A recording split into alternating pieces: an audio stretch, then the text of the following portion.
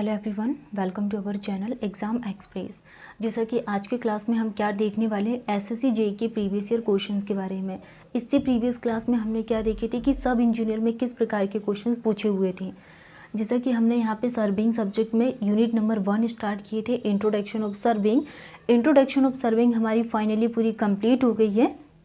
ठीक है, आप जाके इसके सारे टॉपिक्स को देख लेना, जिसमें सर्वेइंग को हमने एकदम बेसिक टू एडवांस लेवल में पूरा कंप्लीट किया है। एंड यूनिट कंप्लीट होने के बाद अब हम यहाँ पे क्वेश्चंस देखेंगे कि सब इंजीनियर में क्या लेवल रहा है सर्वेइंग के फर्स्ट यूनिट का। एंड अब हम यहाँ पे एसएससी जेईई के लिए बात करेंगे कि एसएससी जेईई 2018 में यूनिट नंबर 1 से कैसे क्वेश्चंस फ्रेम हुए थे।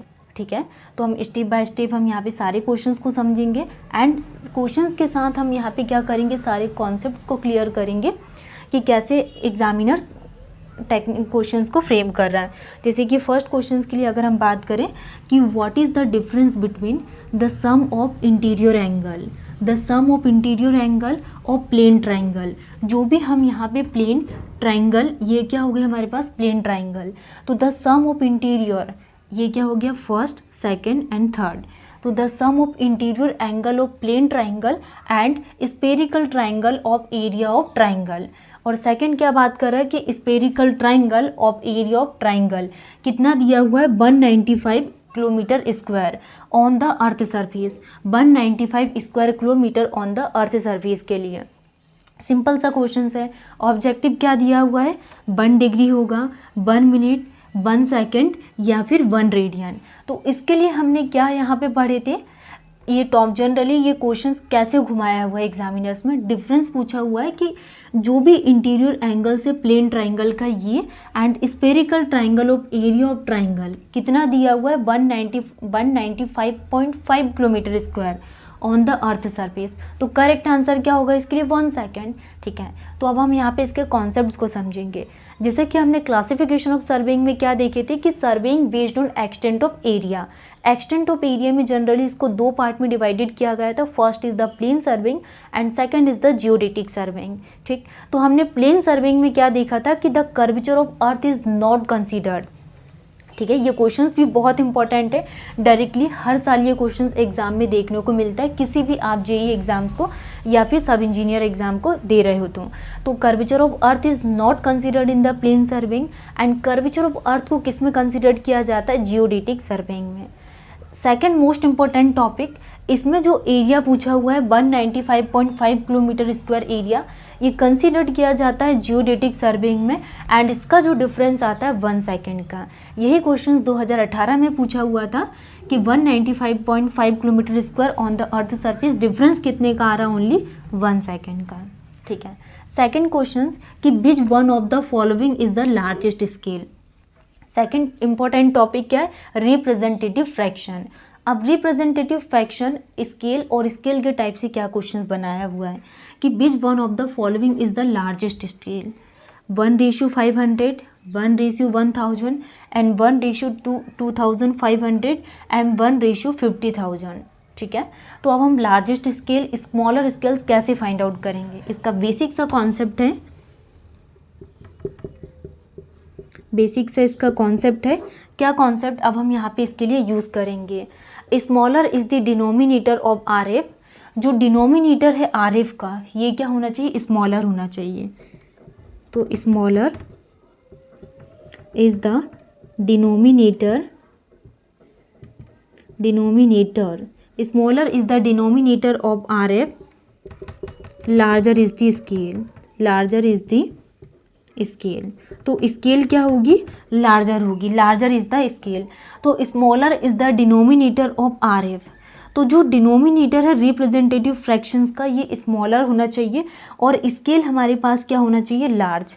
तो इसके लिए करेक्ट आंसर क्या आ जाएगा, 1/500 is the correct answer, 1/500 larger among all, larger among all. तो first is the correct answer. ठीक है, तो डिनोमिनेटर ऑफ आर एफ क्या होना चाहिए, स्मॉलर एंड स्केल क्या होना चाहिए, लार्ज।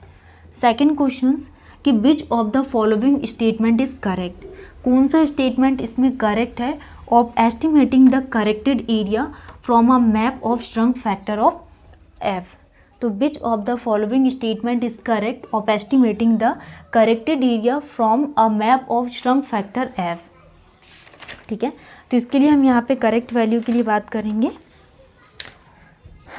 क्या पूछा हुआ है इसमें कि corrected area from a map of shrunk factor F directly proportional to F and directly proportional to square of F and inversely proportional to F और inversely proportional to square of F.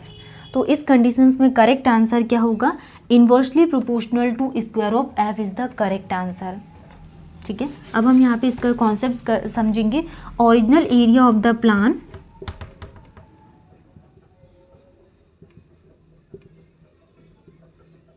original area of the plan inversely proportional to 1 upon f square। Original area of the plan inversely proportional होगा किसके? 1 upon F square के, तो inversely proportional to the square of F. Next F क्या है? Shrunk factor. F क्या है? Shrunk factor. ठीक है, तो shrunk length of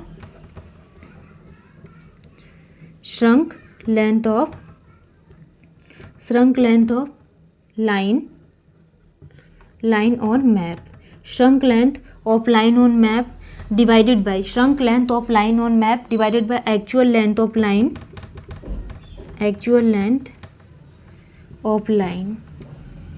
on map। तो ठीक है, इसके लिए हमारे पास क्या करेक्ट आंसर होगा कि original area of the plan inversely proportional to 1 upon F square, F is the shrunk factor. तो जो shrunk length of the line on map divided by actual length of the line map, तो D is the correct answer.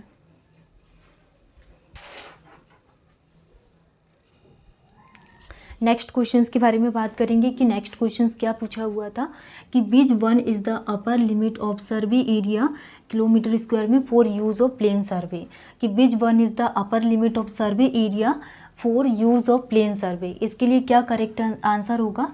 Upper limit पूछा हुआ है of survey area के लिए for use of plane surveying में। Option number 1 is the 250, 300, 350 and 400। तो plane surveying के लिए कितना कंसिडर्ड किया जाता है? Survey area 250।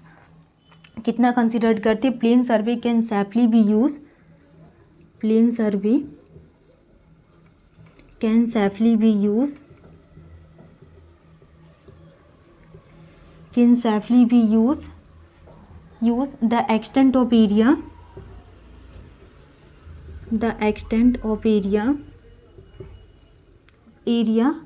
is less than equal to 250 kilometre square. तो कितना यूज़ किया जाता है? Plane survey can safely be use the extent of area is less than 250 kilometre square area, इतना यूज़ करते हैं। ठीक है, which 1 is the smallest scale, which 1 is the smallest scale. अब इसमें से स्मॉलेस्ट स्केल कौन सी होगी? 1:100, 1:500, 1:1000 एंड 1:2500। स्मॉलेस्ट स्केल क्या होगी? विच 1 इज द स्मॉलेस्ट स्केल? तो इसके लिए करेक्ट आंसर क्या होगा? Larger is the denominator, larger is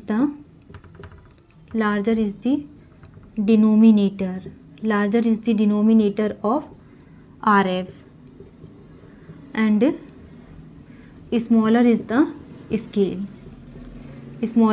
scale, अगर डिनोमिनेटर ऑफ RF क्या है? लार्जर, तो स्केल ऑब्वियसली क्या होगी? स्मॉलर होगी। स्केल क्या होगी? स्मॉलर। तो 1 in 2500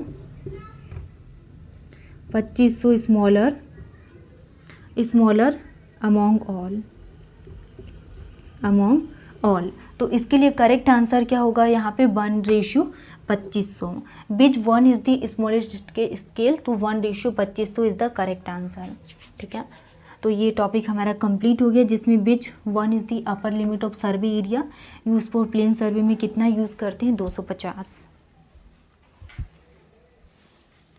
नेक्स्ट हमने क्या देखा कि विच 1 इज द स्मॉलेस्ट, तो 1 कितना यूज़ किया जाता है, 2500 इतना यूज़ करते हैं। ठीक है, जैसे कि अगर हम यहाँ पे प्लेन सर्वेइंग के लिए बात करें तो प्लेन सर्वेइंग में हमने क्या देखा था, क्लासिफिकेशन ऑफ सर्वेइंग में सर्वे की क्लासिफिकेशंस को हमने 4 पार्ट में डिवाइडेड किए थे, जिसमें से survey based on the extent of area में प्लेन सर्वेइंग और जियोडेटिक सर्वेइंग के लिए बात किए थे।